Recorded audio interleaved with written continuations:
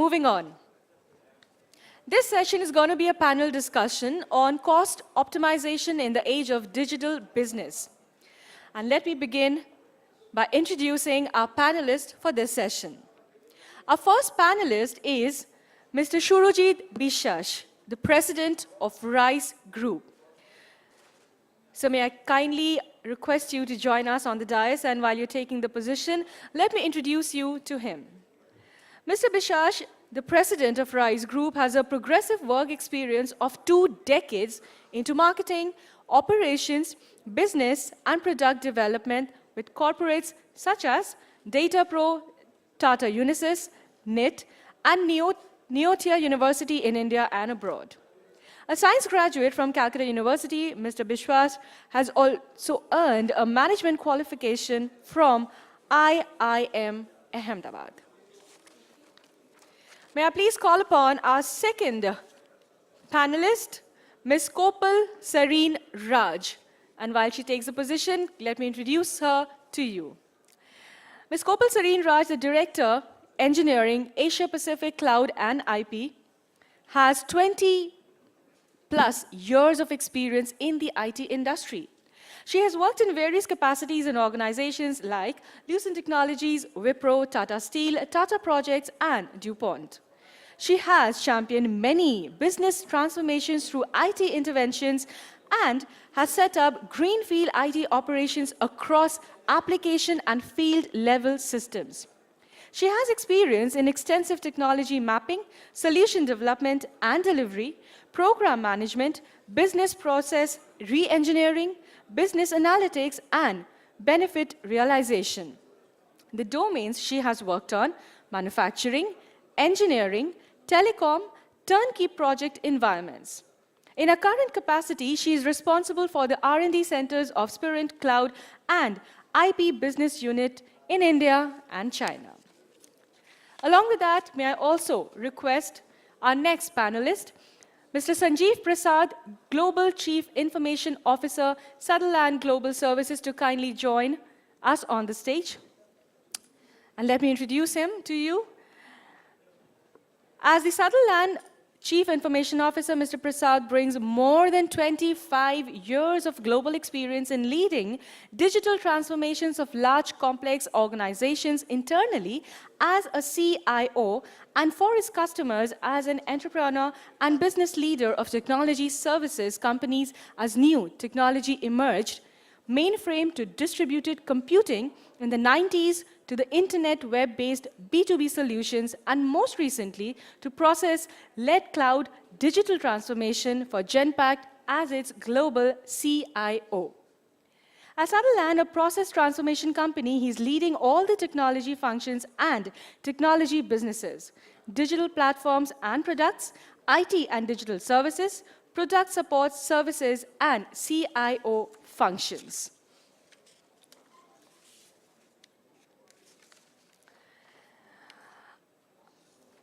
Please help me welcome our next panelist for this session, Mr. Joydeep Bhattacharya, the Chief Operating Officer and Head of Cybersecurity Business, TCG Digital. And while he takes his place at the dais, let me introduce him to you. Mr. Bhattacharya has over 25 years of experience spanning multiple functional areas, including marketing, finance, risk analysis and mitigation, business processes, and strategy execution. Startups are his forte, where his high degree of people orientation and excellent motivating and team building skills come into play. He has established and successfully run 3 startup ventures: a captive offshore research outfit of Zacks Investment Research, a Chicago-based independent equity research firm, the outsourced business group of ICRA Limited, an associate company of Moody's Investors Service, and an affordable housing venture for the burgeoning middle-class population of Kolkata, funded by FNC REIT Asset Management, a London-headquartered real estate fund manager. At present, he is the COO and heads the cybersecurity business for TCG Digital. And to chair this session, can I please call upon the chairperson and the moderator, Mr. Joydeep Datta Gupta, partner and board member, Deloitte Touche Tohmatsu India LLP. So we request you to join us on the dais, and while he's taking the position, please help me introduce him to you. Mr. Joydeep Datta Gupta is a partner and board member of Deloitte Touche Tohmatsu India LLP. He is also the regional practice leader for the East region in India. He has more than 25 years of consulting experience, which includes business strategy, business process transformation, large ERP implementations, human capital consulting, and outsourcing to shared services advisory. Sir, may I please request you to kindly take over the session from here? Thank you. Thank you, and welcome to this session on cost optimization in the digital era. We have a very distinguished and experienced panel with us today, as you know, from the introductions. So we are all looking forward to insights on this very relevant topic today. Now, what we have seen is that today, the top 5 companies in terms of shareholder value today, the top 5 companies are all technology companies, okay? Unlike an earlier era. So value, as perceived by markets, lies in technology companies. And when I say technology companies, they are not necessarily technology service providers. They are providing goods and services, but with a technology-enabled business model, or a model that is fundamentally to do with technology. So it's technology that's driving the business. Now the word digital is used rather loosely, and people get confused between various extensions of digitalization, and all of that. So our first speaker, Joydeep Bhattacharya, is going to demystify this, and he's going to tell us what the different aspects are. So before he comes on and contradicts everything I say, I will be very careful in my use of words. So I will stick to the word digital and not take a risk, straying into different definitions. But all of these that we see that I was talking about, the likes of a Facebook or an Amazon, or they are all digital businesses. Okay? Now, the implication is that the old brick and mortar businesses now also have to scramble to become digital businesses, because you cannot run a traditional old business in the same way in the digital era where your competition are running digital business models, and where your customers have all got used to digital delivery, so to say, or digital customer acquisition, digital service delivery, so they'll be asking for more. So today all of us are quite spoiled. So for example, who has spoiled us? Amazon has spoiled us, Apple has spoiled us, Swiggy has spoiled us, okay? Flipkart has spoiled us, okay? Because our expectations are that at a click of a button, everything is going to happen. We expect that a bank loan will be sanctioned at the click of a button without moving, just from our phone, right? So the customer expectations have shot up, okay? And no traditional business also can afford to ignore that. Now, so the traditional businesses are under 2 kinds of pressure. One is the competitive pressure, okay, and the customer pressure, and the second is the competitive pressure. Now, an interesting aspect of competitive pressure is that how are the competitors funded? By competitor of the traditional business, I mean new digital businesses that have come up. They are funded by people with very, very deep pockets, right? So they get thousands of crores of funding in one round and a few thousands of crores in another round, okay? But there will come a time when all these businesses have to worry about being profitable and sustainable, okay? And they do have their mind on it. In fact, one client of mine told me, and they are in a digital business, if we want, we can make profit. But that's not the priority right now. The priority right now is customer acquisition and growth, okay? Any day we want, we can make profit, okay? But to make that statement or to be in that position, cost optimization is very important, both for the digital businesses, because those who are funding them are going to start asking for a return, okay? But more so for the traditional businesses, because they are under tremendous pressure. So every rupee is going to count. Now, there are two areas of cost optimization that this panel would like to talk about. One area is to do with IT costs or technology costs themselves. Okay? And two of our panelists are going to talk about that. But the other area is business cost reduction. Okay? So what do I mean by business cost reduction? Cost reduction, say, in the area of, let's say, supply chain. Okay? So many companies today, very many large manufacturing companies, don't actually know how much inventory they have. Okay? And inventory is like cash, you know. So if you don't know how much inventory you have, you can't manage that inventory. But today there are means, technology means, of tagging those assets, analyzing what you have, analyzing slow-moving stock, etc. So the whole thing, through deep analytics, you can actually figure out, manage your business much better, optimize your costs much better. You look at the whole context of the customer service process. Okay? Now, many of us get calls all the time. We get these calls from people trying to sell us things, right? For example, frequent calls from people trying to sell us loans. So someone says, you know, do you want a loan of so much? It's very annoying, very irritating. So initially I used to get very irritated. Then I thought, let me try it the other way around. So somebody called saying, do you want a pre-approved loan of 1 lakh? I said, thank you for calling. Actually, I want a pre-approved loan for 1 crore. Can you help me with that? And then they go on the back foot, okay? Now I have a better response. And my response now, I think to myself, I'll say to them one day when they really annoy me, a bot is going to get your job. Right?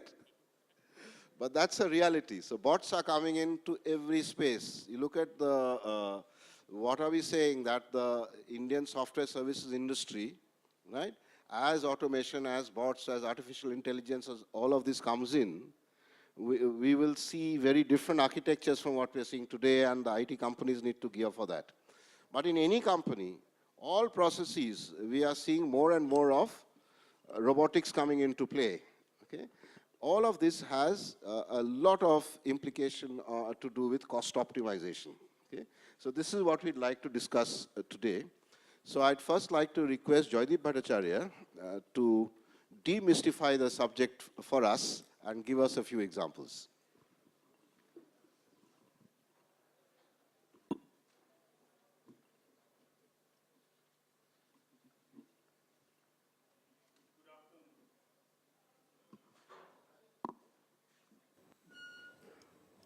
Good afternoon, everyone.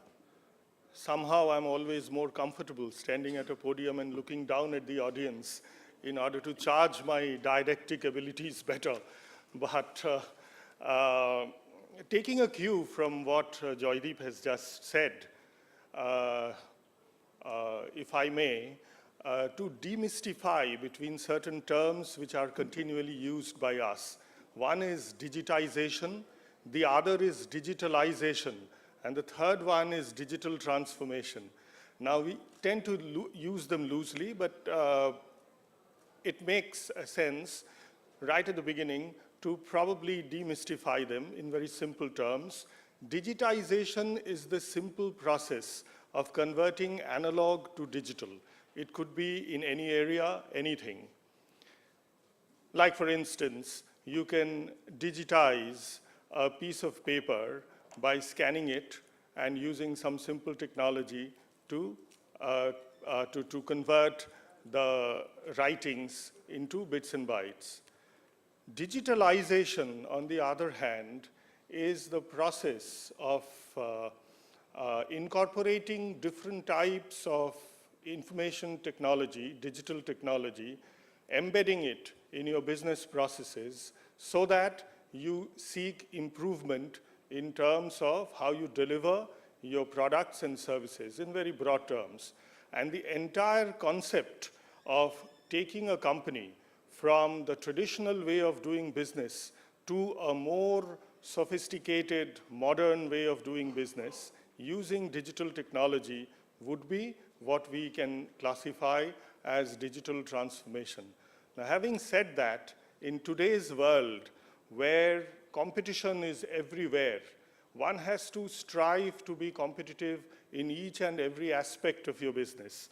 Now, in order to do that, modern businesses have to digitally transform themselves, because in each and every aspect of our day-to-day transactions, you require some kind of digital interface, be it in terms of dealing with your customers, be it in terms of dealing internally, or be it in terms of dealing with your vendors. Until and unless you have a digital interface, the challenge is always very severe. Because if you do not do it, there'll be somebody else who will do it. And there are numerous instances where we have found that companies have gone belly up because they have not kept pace with technology. Somehow down the line, all of a sudden you find that the snowballing effect of technology, which your competitor has adopted, has just made you irrelevant, has just made you defunct. So having said that, the challenge is enormous. Now, what are the challenges? The challenges firstly are that technology is developing in leaps and bounds every moment, every day. So to keep pace with most of the technological developments which are happening all around you is a big challenge in itself. So a modern CIO has to have a way to first figure out that even before he or she thinks of cost optimization, that what are the things which are happening around him or her, how to scan the environment, what are the tricks and techniques she can follow in terms of being able to absorb, understand, assimilate, and evaluate the technology which is happening all around. Having said that, one has to also keep in mind that you as a CIO or as somebody in the technology department who has taken over from a previous CIO, there are already investments which have been made. So what do? A new technology comes in. Do you scrap the old technology? Or do you find ways of integrating the old technology which you already have, the old investments which you already have, seamlessly with the new investments which you're planning to make? It is a big challenge once again. So you have to scan, you have to understand technology, and then you got to see that which are the right technologies which would work well for the setup which you have. The next challenge is in terms of having the right kind of skill sets within your organization.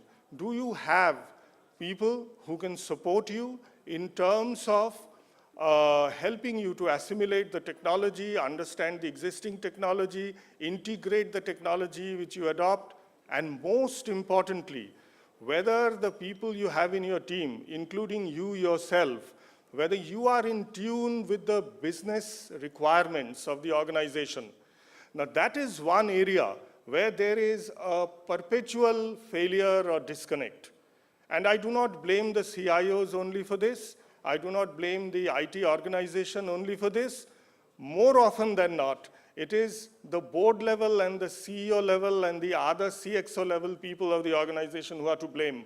Because the tendency is that you take technology for granted, you take the CIO's team for granted, you do not empower the CIO to be able to take the right kind of decisions. You do not allow him to understand your businesses well. You do not interact with them properly in terms of explaining that what are the challenges you are facing. So this is another very, very important challenge which CIO's team has to face, probably through forums of this type, where we have CXOs, not only CIOs who come, kind of interaction can be built, a kind of better appreciation can be developed in terms of the necessity of proper interaction, not only formal, but also informal. Because until and unless you have proper informal interactions between the various CXOs, senior level management, and also business and technology at all levels, you will not be able to appreciate problems from the other person's shoes and be able to invest in the right kind of technology.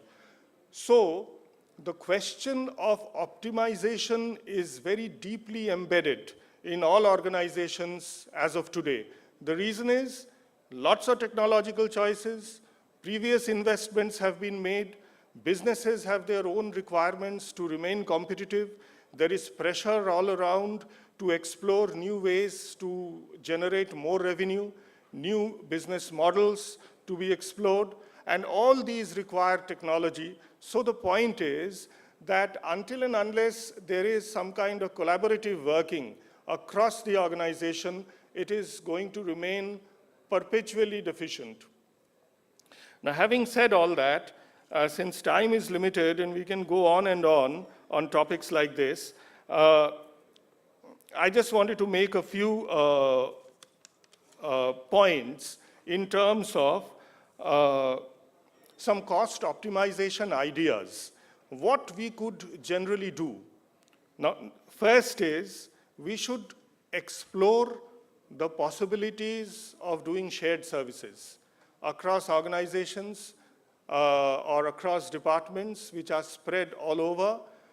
Continually explore and if necessary take professional help to understand where it is possible not to replicate your services, where is it possible to see that you can centralize the technological services which you are providing. And in this, the CIOs have a very important role because they should be able to do the cost-benefit analysis and take it up to the CFOs and the CEOs and the board to explain to them that how the business of the company is going to benefit by investing in a particular technology. And such cost-benefit analysis has to be done by keeping an eye in terms of the value creation. Now again over here, the term value is used very loosely. What exactly do we mean by value? So we need to understand that very well. Now, I would think that value has 4 components. The first component, which is very obvious to understand, is economic value. So the CIO and his team must understand the economic value of a particular solution. Along with the economic value, there are 2 other important value aspects. One is the service aspect of value, and the other is the technology aspect of value. The technology aspect of value is very important because before you understand and highlight the economic implication of choosing a particular technology, you must be very, very sure that the technology which you are choosing is not going to become obsolete after you have made the investment within, say, a couple of years. If that happens, then your entire technological credibility gets lost. And along with that, the service value, because you may choose something which is really exotic, technologically it may be fantastic, cost-benefit analysis superficially may be great, but then when it comes to service, you find that somebody has to come all the way from Guangzhou or from Singapore or from London to serve that particular piece of equipment or technology. So then you can again go wrong. And the last very important aspect of value creation is social, because in the social value creation aspect of choosing a technology or a service is the concept of the brand which is behind it. I've found, and I'm sure most of you have also found along the way, that branded services and branded products always have a greater chance of getting chosen than a similarly valuable product, which is good in terms of economic value, good in terms of service value, good in terms of technology value, but brand recognition is weak. In such situations, they often tend to get ignored. So the concept of value must be ingrained amongst the entire technology team, because until and unless that happens, you'll not be able to convey the importance of the entire technology choice to the CXO level of the organization. Now then, the other things which could be done is in terms of rationalizing the technologies and applications which you already have.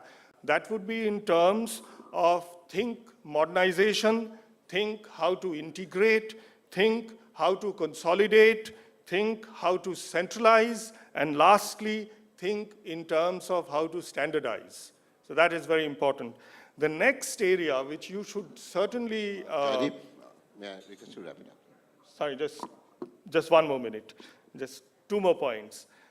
The third area which you must explore is in terms of leveraging on cloud services, thinking in terms of OpEx instead of CapEx. That also leads to a significant amount of cost optimization.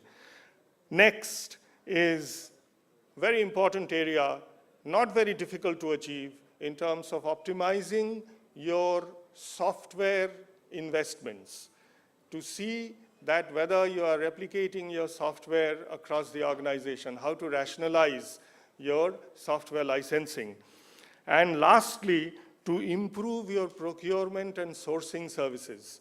Now, technology procurement is always a very complex thing, so you got to work very closely with your procurement team in terms of understanding that where you exactly stand, where you are sourcing the right kind of products or not, right kind of services or not. Having said that, I will leave it for the question and answer session. Thank you very much. Thanks, Joydeep. Some very good practical suggestions and also a philosophical learning point that a technology-enabled CIO will not be able to deliver value in an environment characterized by a technology-challenged or a digitally challenged leadership team, right? So it has to go across. Thank you. I'd now like to request Kopal to share with us some of the things that your company has been doing and how you've been participating in this space.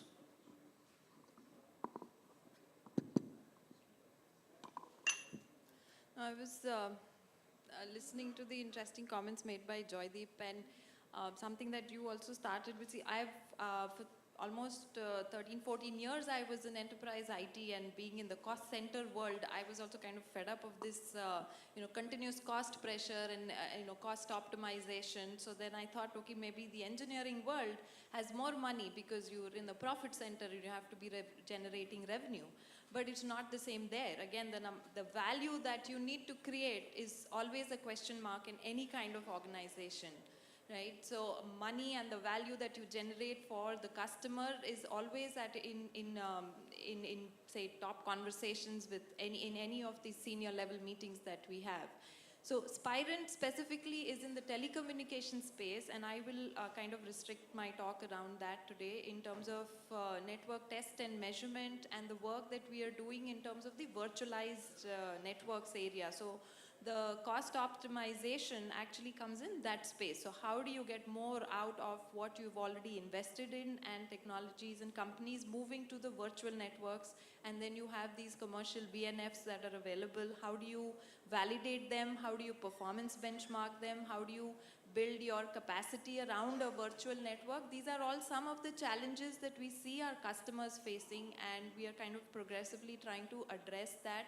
Now, how do we also become innovative in trying to be able to generate more margins for our products? That also is a challenge, because none of our customers are also having a similar buying pattern, because their own capex is stressed, and so they don't have the money to buy. So what innovation do we bring in? And again, that there's been a lot of deliberation around that as well. So I was just sharing with the panelists earlier. Earlier, we would sell a box, and then there would always be need of the customer to have at least 5 or 6 people understanding that complex box and setting it up and setting it within the network and testing that. So we are trying to see if we can make it autonomous in terms of a plug-and-play situation with, again, machine learning, AI kind of stuff coming in, so that it's more like a autonomous network, autonomous testing environment that comes in. So you save money for the customer, and hopefully they continue to keep investing in you, and you're able to get your margins as well. So some of the cost optimization, levers that one can bring in within the same amount of money that you have. So that was just one example that I wanted to share. Thank you so much. So I think you've brought out a very interesting point, which goes back also to Joydeep's point around specific areas and how, it's not just about, he brought out this point that one of the elements of value is service value. Okay? How are you going to service whatever you've bought? And earlier, it required 4 or 5 people for any machine that you bought, right? You needed to learn how to use it. You needed to have people with their expertise, perhaps to write some programs or to do something around that. And you may have needed service support somebody to fly down from Timbuktu to come and repair it, right? But you're saying now all of that has got automated and remotely delivered. So you are addressing both of these issues together, right? Okay. We'd now like to take a very different view on this, and I'd like to, a customer view of, looking at it from the other point of view, from the point of view of a company that's in business. So looking at cost optimization and what the digital world has to offer. And I'd like to request Mr. Biswas to talk to us about his business and how they're leveraging the digital, how they are participating in the digital era. Thank you, Mr. Joydeep. First of all, I think cost optimization as a term is very positive, in the midst of always talking about cost reduction and creating a complete negative vibe with the company versus cost optimization start with a very positive note. And I believe, I don't think in any IT company, in fact, we are discussing the IT spend is more than 4% average. So I really don't know, reducing that, how much you will get survive and increase your profitability. I completely come from education background, education industry, and almost my 25 years in education, so I will talk from that perspective. Because people say that there are two industries which are recession-free, one is medical and one is education. But I don't think so. Reason being, the customer has become more demanding, and they demand many things today. So, because from a business background I'm talking about the first thing which happens in a business is a customer acquisition cost. And if you really see that in terms of retail business, even in B2B business and any B2C business, today, earlier when there don't used to be a digital way to do business, it used to be about 15 to 20%. So it was a very high cost which we have been incurring even in the education sector. So we had a normal two way to do business or marketing. One is a ATL, so-called above the line activity, another is BTL, below the line activity. Now when this digital came in, there is another third angle to it, which is called through the line activity, which is a TTL, which actually helps to do branding as well as customer acquisition. And there I felt in the last 3 to 4 years, specifically in education industry, we have been able to reduce our student acquisition cost, or let's say customer acquisition cost, from 10 to 12% to 5% today. Because through this digital learning, we can directly connect with the student, we can directly talk to them, we can take webinar, we can take seminars. Those has immensely helped us rather than giving a advertisement or going to a television and going for seminars and so on and so forth. So that's in one way I always feel that rather than looking into cutting down a cost of IT, it is better to see how do I use that to cut down my other cost, which is on much higher side, and get more profitability out of it. So that's number one. Number two, I think in operations, in all business, rather when it is important, and operation as a whole in a manufacturing industry or any retail industry and in education industry also leverage a large cost. Today, one of the major challenges which we face in education industry is get good quality of teacher. And you ask any youngster, the millennial whom we talk about, what is their preferable, what they want to become. I'm quite sure you'll find out not more than 2% of people will say, I want to become a teacher. They will not, right? And the best of the lots, I am not too sure how many IITians become a professor. You'll see the most of them goes for US, for the companies, and with all due respect to them, but you will not get best of the student, best of the brain today becoming a professor. So that's a huge challenge.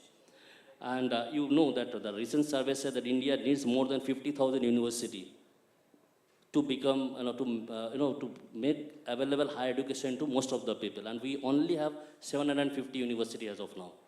So these are big issues, and these big issues coupled with availability of quality manpower can only be solved using IT as a platform.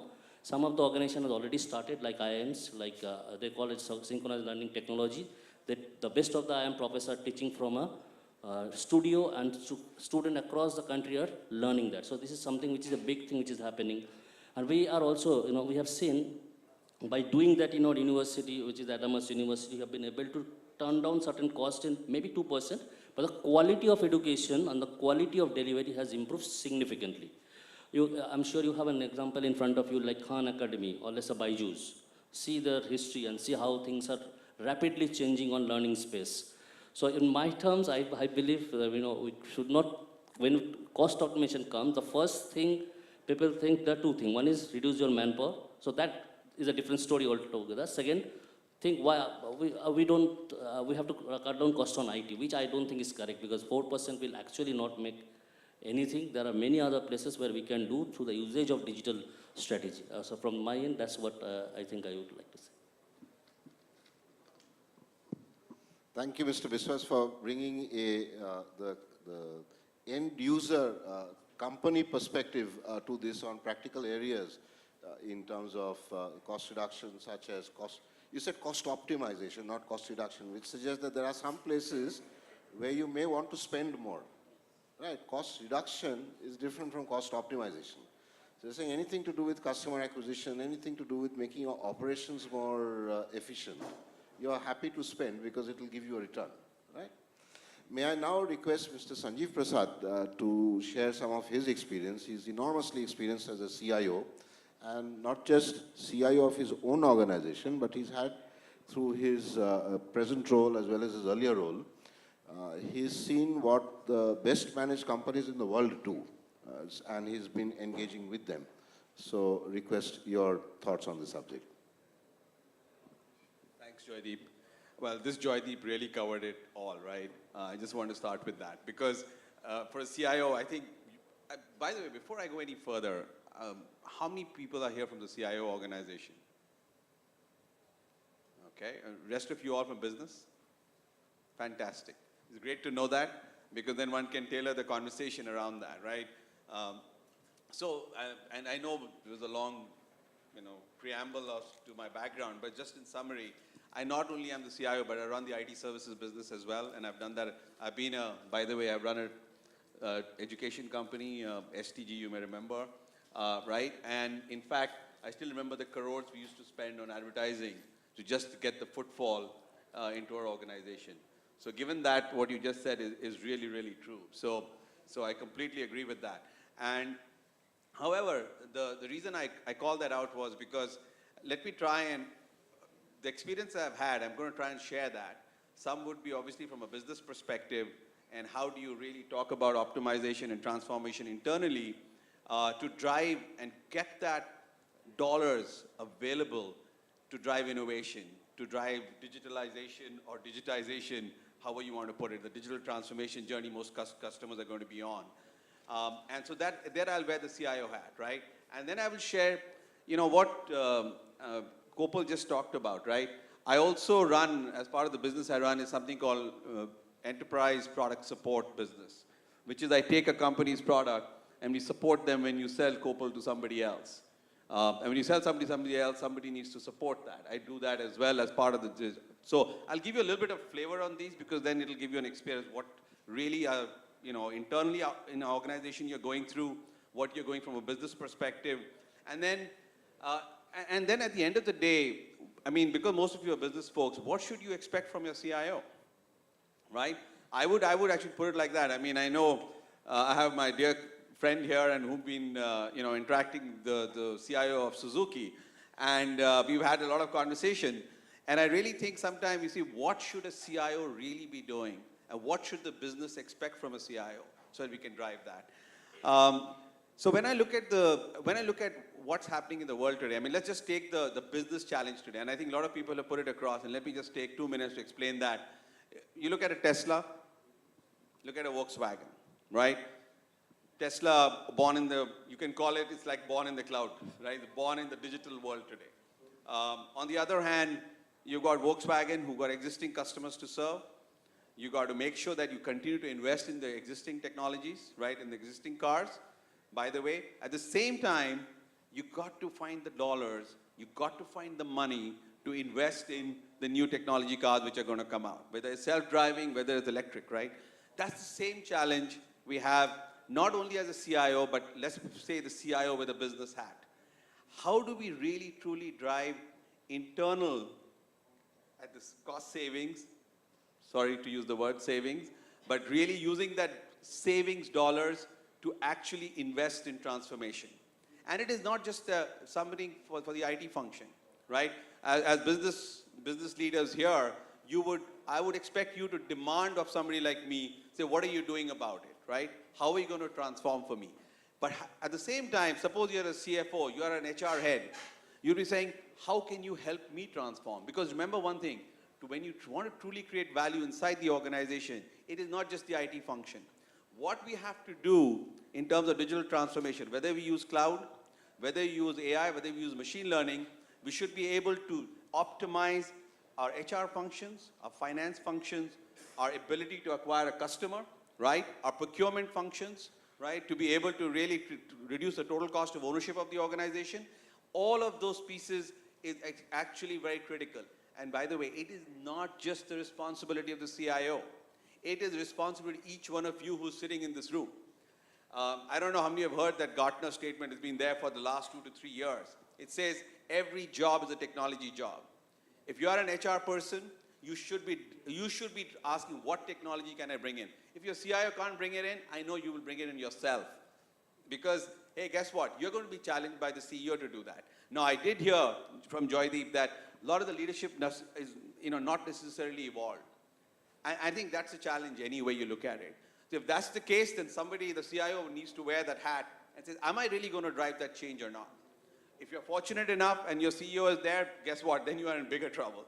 Because he's going to be demanding from you, saying, what are you doing next? Because he's going to be reading up stuff. He's a curious gentleman. He's going to figure out, hey, somebody is doing this business at X amount of dollar value. Why aren't you doing it for me? Right? I know that my CEOs have been extremely, I've been fortunate to have them who didn't have to go through a battle, right? In fact, I had the other pressure. Why aren't you doing enough for me? We had a cloud-first strategy in my last job in 2010, and I still remember him saying, why are we still buying servers? I'm talking about 6 years ago, 7 years ago. Often I had to be in a situation, I said, okay, we're not going to buy it, and we actually did stop buying servers. Believe me, Sun and a whole bunch of others were really, really mad at me. But having said that, because remember, those are early days.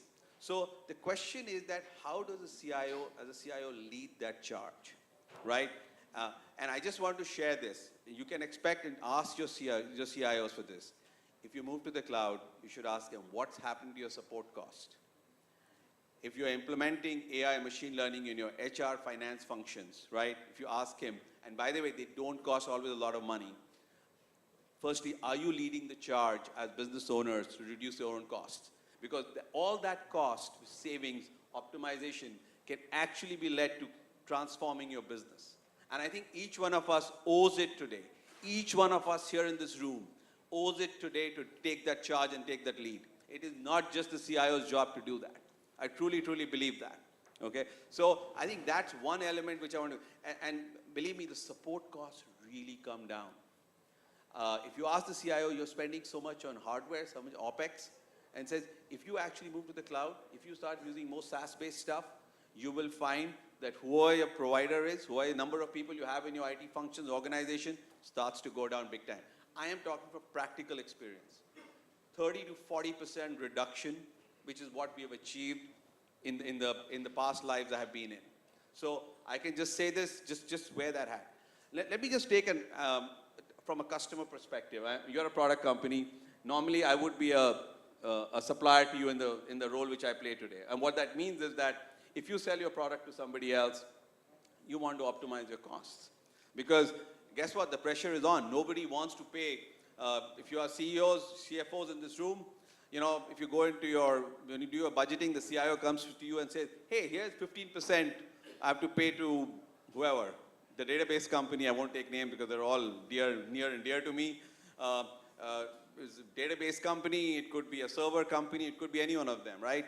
And the point is, I don't want to pay that money. What are you really giving me for that money, right? She sold a product to me, right? She's asking for 15%, you don't want to pay it. That's the reality which people are questioning. So guess what? Now, a lot of the folks are actually giving that support outside. But when they give it out, and they want to actually make that cost variable, because that you still require those folks. You want to make that cost variable. But That's not good enough. Just outsourcing it is not good enough. Can you bring in technology to even reduce that cost? Because that pressure is even on. Even a company like ours, who supports a technology company, we are under pressure. It's not like we have those folks, but I don't have enough, how would I call that, calls coming in, right? Or people have different requirements. People are saying, I don't want to just fix a problem. Tell me how I can change my business. That's the issue which we are facing. So how do a support organization, a customer-facing organization, makes service in such a way, create service value, where it becomes more self-service, where the customer experience, instead of having 5 engineers trying to solve a problem, you've got immediate, somebody who can solve for it, or you have a self-healing product which can solve for it. So each of these areas are actually going through changes. All I can say is, all these folks have already covered it. I'm just kind of adding my experience in various areas, which I'm hoping it'll make it real for you. My only one thing to you guys is, you're all business folks, most of you, please, firstly, own it yourself. Secondly, demand it of your CIO. But I think that's the only way to make it work. And if you don't know it, please learn. They're the kind of sessions you need to come to. More other places, there's no other way, guys. That's all. Sorry, I need to go ahead. No, that's fine. Thanks for your insights around optimization and then using the money that you saved on certain things and then redeploying that money to business transformation. And also about how to go about it. So it's more about cost reallocation, not cost reduction or cost optimization. So it's value creation that we've been talking about. But there's an important aspect that we didn't really touch upon, and Kopal, I'd like to ask you. You have been in companies that are, say, 100 years old. Okay? You've done various traditional IT applications like ERP and so on. Okay? Now you're in a completely different world. A world which most of us don't even understand what you're talking about. Okay?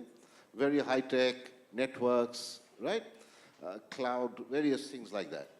So in driving cost optimization, driving change, do you think that how will people keep pace with the changes in an old economic context of, the traditional companies? Will they be able to, what do they need to do to function in a digital world? Because there's so many people who need to be trained, and I think Joydeep, you also made this point, right? A mindset, is there something called a digital mindset?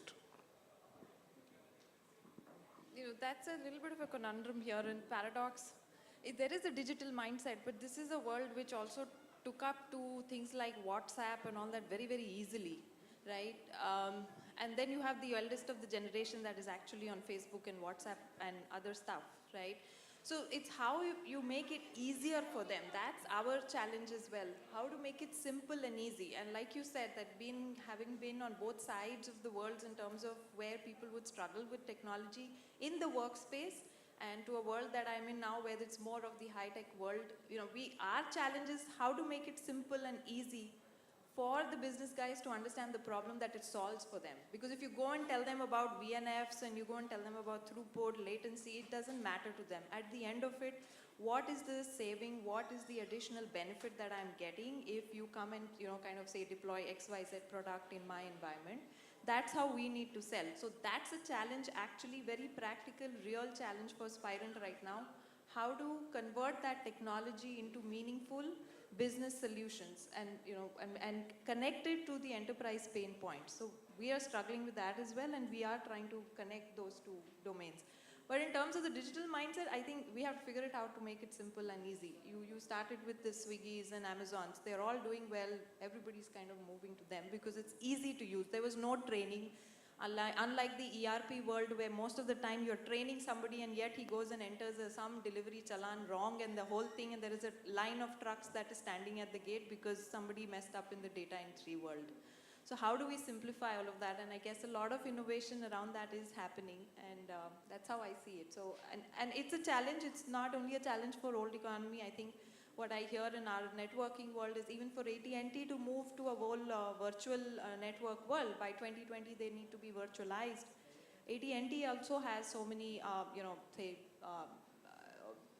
people who are not trained and not well versed with those spaces. So how do they deal with that? That's a challenge they are also figuring out.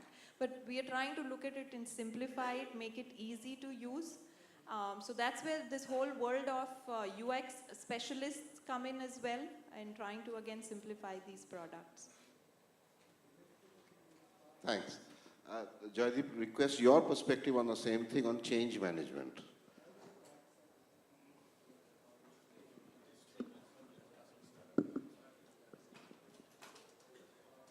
Yeah, the challenge is indeed very severe, and I have a very simple solution to it.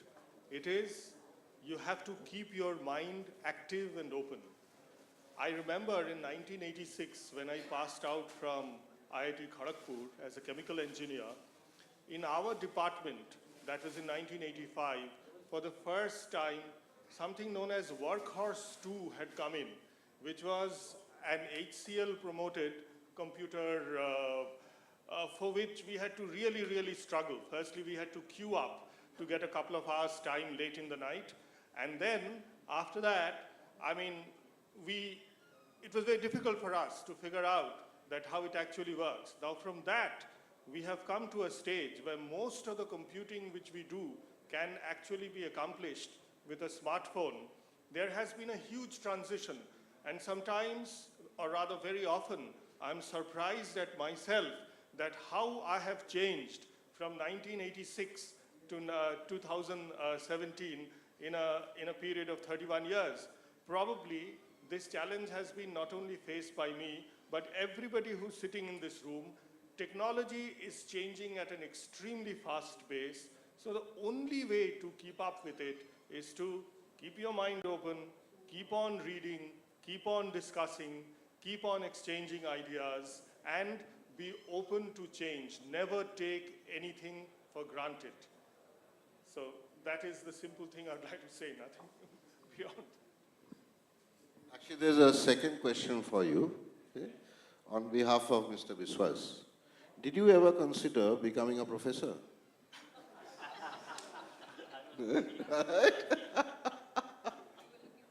Okay. Now, Mr. Biswas, with all this cost optimization, where will all the people go? Because you said in your company, now your acquisition process, customer acquisition process is very different. Earlier you had employed people to do all this. What happened to them?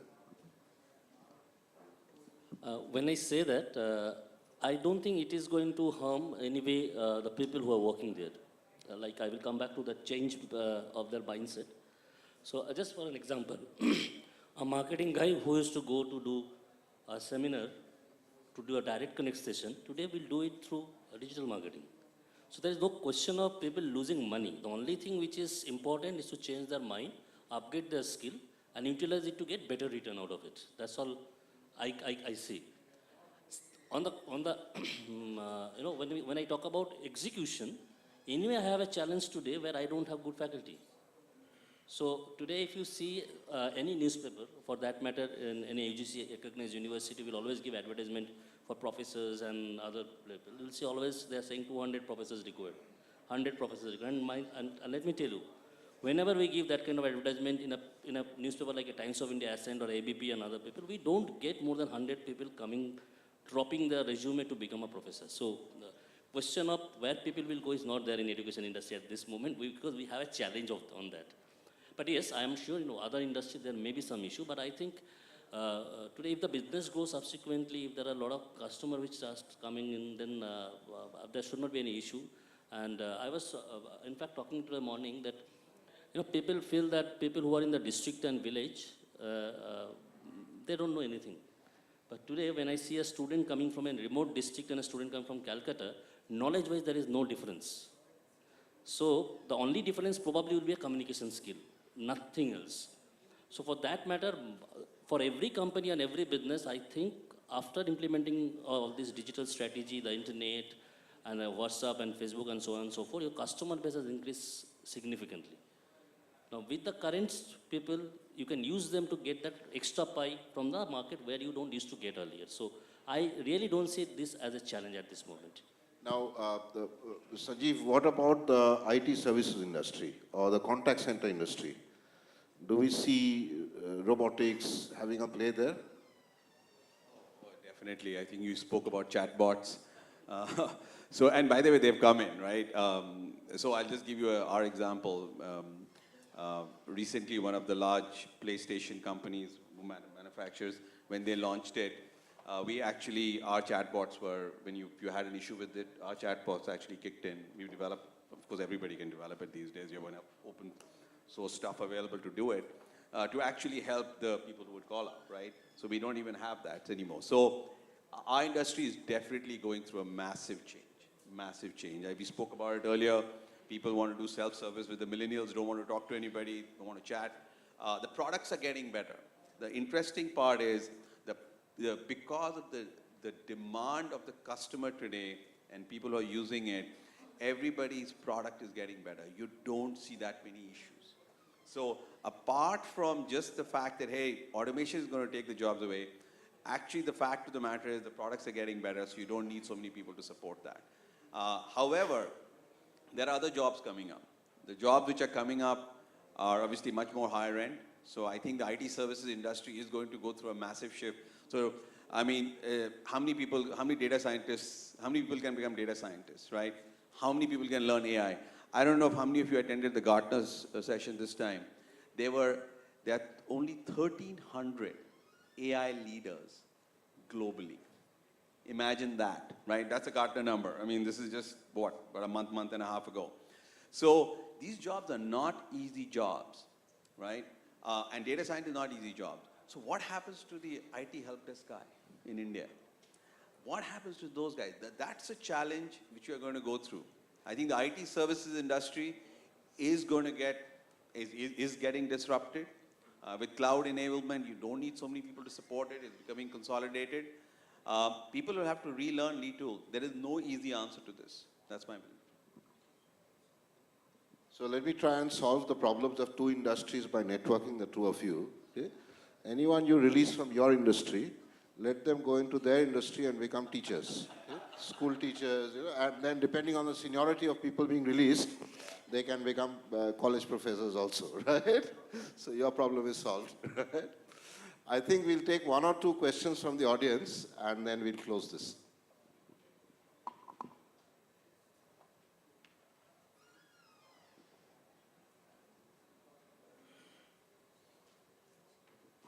There's a question there.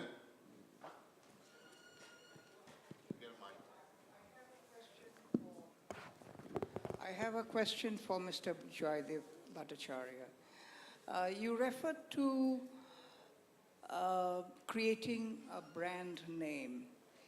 Recently in Haryana, we witnessed the incident of Guru.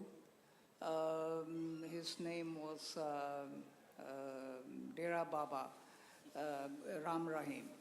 So he was able to create a pretty good brand name. Now, in the present day world, even in this digital world, it is possible to create a brand name through dubious means. What do you recommend as the safeguards?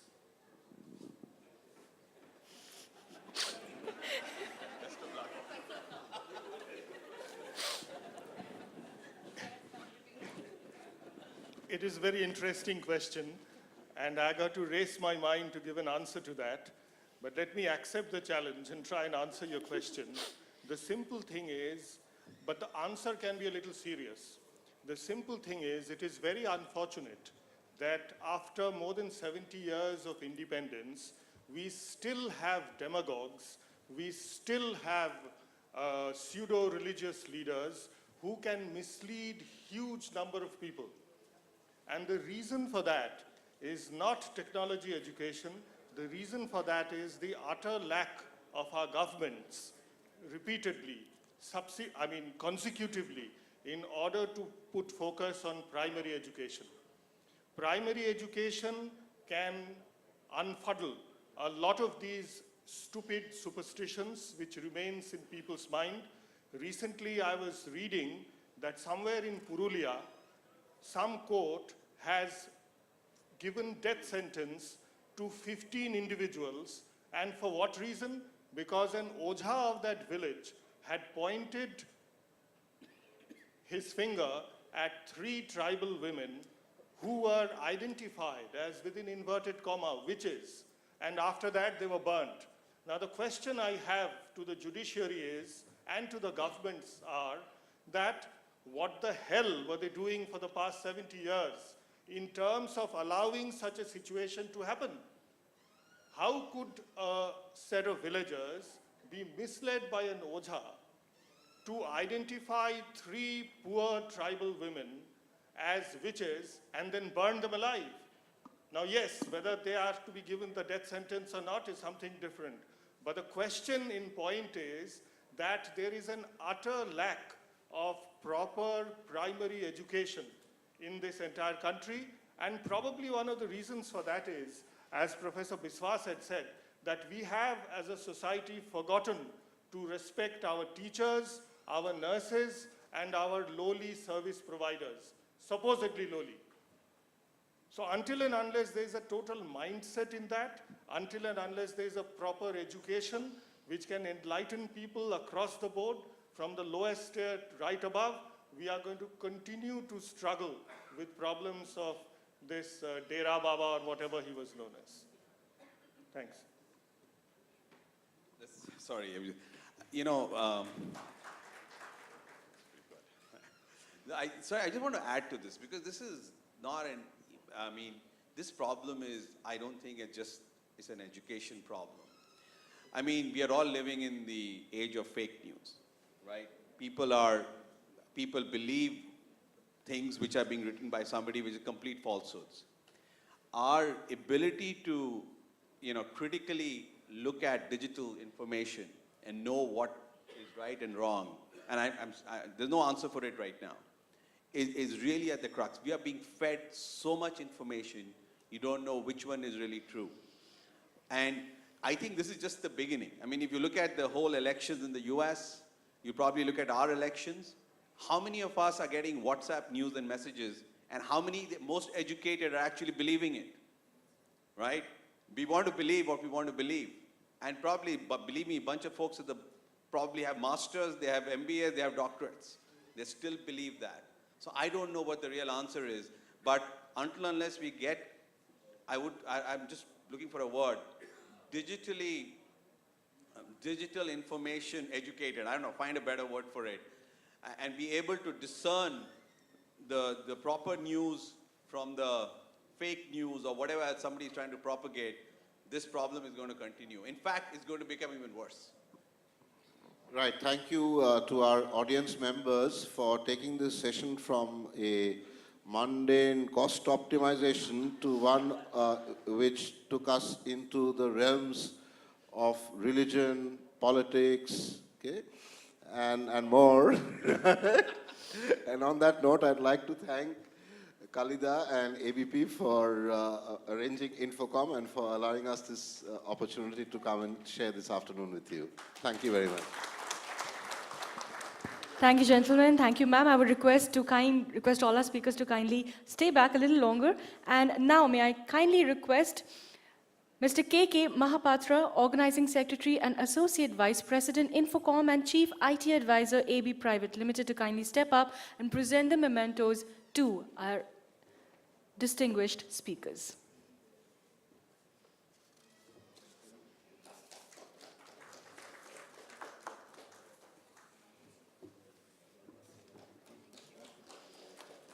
Can I expect a larger round of applause?